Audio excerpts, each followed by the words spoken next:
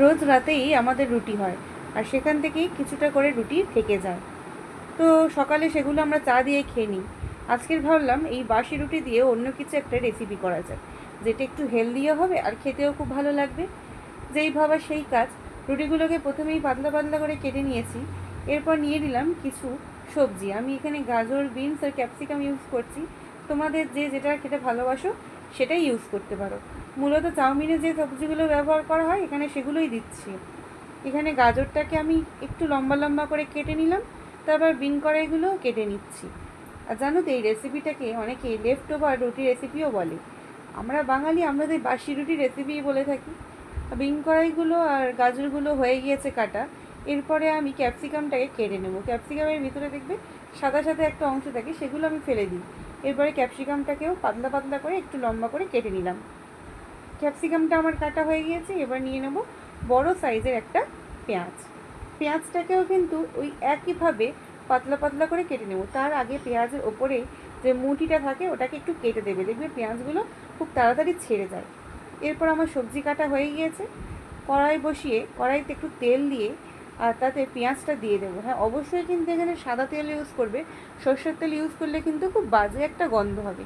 সাদা তেলে পেঁয়াজগুলো হালকা যখন ব্রাউন হয়ে আসবে, একটা কাঁচা লঙ্কা চিড়ে দিয়ে দেবে, যাতে ঝালটা একটু মেনটেন থাকে।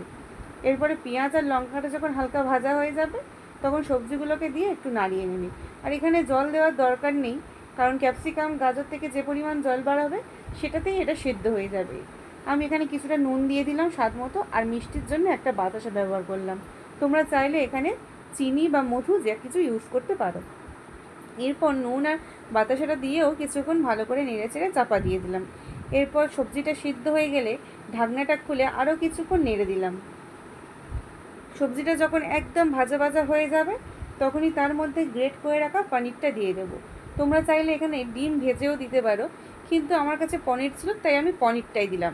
এটা কিন্তু খুব ভালো প্রোটিনের সোর্স হিসাবে কাজ করবে। পনিরটা দেওয়ার পরে একটু টমেটো সস আর একটু সোয়া সস দিয়ে ভালো করে নাড়িয়ে নেবে।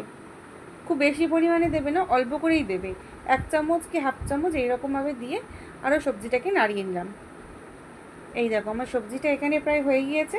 এরপরে আমি কেটে রাখা রুটিগুলোকে এর ওপরে দিয়ে দেবো, দিয়ে হালকা নেড়ে নেবো। এই সময় কিন্তু বেশি আর নাড়া যাবে না।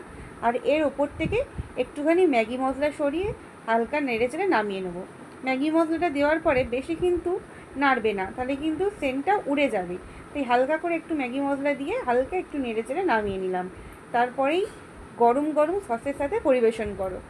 দারুণ খেতে।